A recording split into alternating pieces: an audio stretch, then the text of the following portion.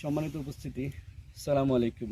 কমলা বাগানে আসবো আর সেই কমলা খাবো না তাহলে তো হয় না। আর আপনাদের কমলা যে রস সেটাও দেখাবো না, এটাও আসলে হয় না।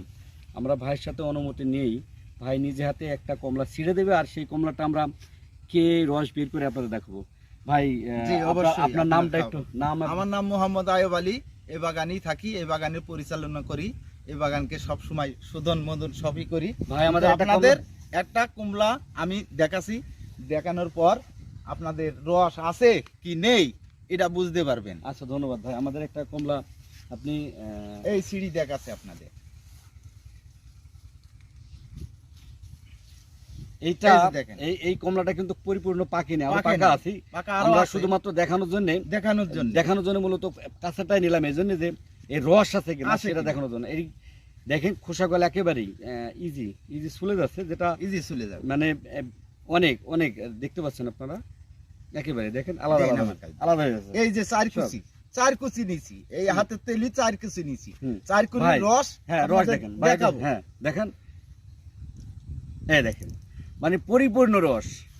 মানে ছোট চাইলা কমলায় যে এত রস হয়, আমরা যে এতদিন শুনে আসলাম কমলাতে রস হয় না, এটা আসলে আমি এখন পর্যন্ত খাইনি। আমি এইটা না দেখলে বুঝতে পারতাম না যে কমলা বাংলাদেশে, তাও আবার মেহেরপুর জেলায় পিরোজপুর গ্রামে, মানে অবিশ্বাস্য ব্যাপার। এ দেখেন মানে আমার মুখে পড়েছে, আমি এখন টেস্টটা নিতে পারিনি, দেখতে পাচ্ছেন নিশ্চয়ই।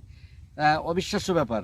যদি বাংলাদেশের মানুষকে আগে থেকে স্বপ্ন দেখানো হতো তাহলে বাংলাদেশে হয়তো হাজার হাজার কোটি টাকার কমলা, আঙ্গুর, মানে এই আপেল এইটা মনে হয় আমদানি করা লাগতো না। বাংলাদেশের মাটি সোনার চেয়ে খাঁটি। এইটা যারা বাংলাদেশটাকে পরিচালনা করে তারা আমাদের বুঝতে দেয়নি। তারা শুধুমাত্র রাজনৈতিক ফয়দা লোটার জন্যই মূলত আমাদের কৃষককে অন্ধকারে রাখা হয়েছিল। আর বাংলাদেশের কৃষকরা স্বপ্নবাজ। আমি আপনাদের বলেছি বাংলাদেশের কৃষকরা হয়েছে স্বপ্নবাজ। স্বপ্ন তৈরি করতে কারোর স্বপ্ন নিয়ে না, নিজের স্বপ্ন নিজে তৈরি করে বাংলাদেশটাকে দাঁড় করবে। যারা বড় বড় টকশোতে বা বড় বড় রাজনৈতিক মঞ্চে অনেক বক্তব্য দিয়ে বাংলাদেশটাকে সোনার বাংলাদেশ করবে এরকম যে বক্তব্য দেন, এটা শুধুমাত্র তাদের ফেক।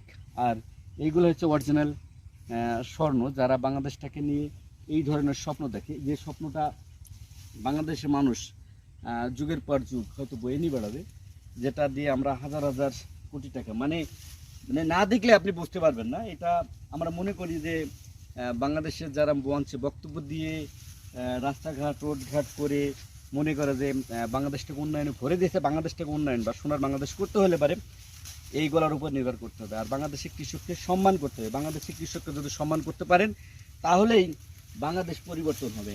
রাজনৈতিক মঞ্চে বক্তব্য দিয়ে বাংলাদেশটাকে